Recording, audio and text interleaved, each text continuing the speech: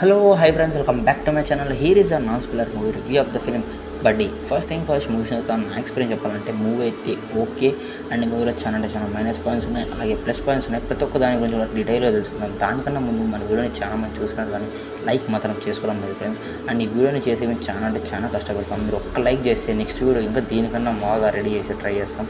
So please like, share and subscribe to my channel. Let's dive in the video. Teddy and teddy కాదు, buddy గురించి మాట్లాడుకోవాలంటే ఫెయిన్గా teddy గురించి మాట్లాడుకోవాలి. అంటే teddy అనేది మన 2021లో ఆర్ఎన్ గారు అప్పుడే మూవీ తీసేసినారు. సేమ్ దానికి రీమేక్ ఈ బడ్డీ, కానీ మెయిన్గా దానికి దీనికి సంబంధం లేదని మన డైరెక్టర్ అఫీషియల్గా చెప్పడం జరిగింది. కానీ నేను మూవీ చూసిన తర్వాత మాత్రం నాకైతే అలా ఏం అనిపించలేదు. జస్ట్ కొన్ని చేంజెస్ చేసినారు మెయిన్ అంతే. అండ్ టెడ్డీలో నాకు మెయిన్గా నచ్చిన పాయింట్ ఏదైనా ఉందంటే హీరో క్యారెక్టరైజేషన్. అండ్ ఈ మూవీలో అల్లూరి శిరీష్ గారి క్యారెక్టరైజేషన్ అయితే కొంచెం చేంజ్ చేసినారు, అదైతే అంతగా నచ్చలేదు. ఆయన క్యారెక్టరైజేషన్కి అయితే అంతగా సెట్ కాలేదు. అండ్ టెడ్డీతో ఏదైతే అంటే బడ్డీ మూవీలో ఆ టెడ్డీ చూపిస్తారు కదా, ఆ టెడ్డీతో ఏదైతే కొంచెం ముందరకు వెళ్తాడో దాంతో ఇంకా కామెడీ పెట్టడం జరిగింది.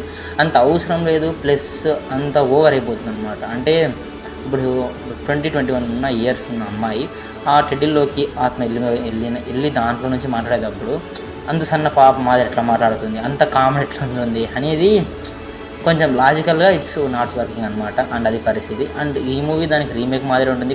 కొన్ని యాక్షన్ సీన్స్ అయినా కానీ కొన్ని చోట్ల మారడం జరిగింది, కానీ యాజ్ ఇట్ ఈస్గానే ఉంది ఒక మూవీ అయితే చూసేయచ్చు. అండ్ ఈ మూవీని అయితే స్ట్రెచ్ చేసి చూడండి అని మాత్రం నేను చెప్పాను. ఓకే, వన్ టైం విజిట్ ఇది కూడా. అండ్ అల్లూరి శిరీష్ గారు చేసినాం కాబట్టి. అండ్ తెలుగులో మెయిన్గా ఇది కూడా అంటే అల్లూరి శిరీష్ కూడా రాదు, మెయిన్గా సందీప్ కిషన్తోనే మూవీ చేస్తున్నామని ఒక పోస్టర్ కూడా వచ్చింది. మళ్ళీ ఏమైనా తెలియదు కానీ మళ్ళీ అల్లూరి శిరీష్ దగ్గరకు వచ్చింది. అండ్ కమిట్ యాక్షన్ పర్ఫార్మెన్సెస్ మన అల్లూరి శిరీష్ గారు అయితే ఓకే అనిపిస్తున్నారు. కానీ ఎందుకంటే అల్లూరి శిరీష్ గారికి మంచి మూవీ అసలు పడలేదనమాట. సమ్ టైమ్స్ ఈ 2020 నుంచి అసలు ఏమంత మూవీస్ అయితే ఆయనకు పడలేదు.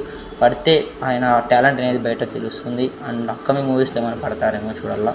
అండ్ ఈ మూవీకి అయితే నేను ఇచ్చే రేటింగ్ అయితే 2.5 ఇస్తాను ఫ్రెండ్స్. 5కి ఇది పరిస్థితి.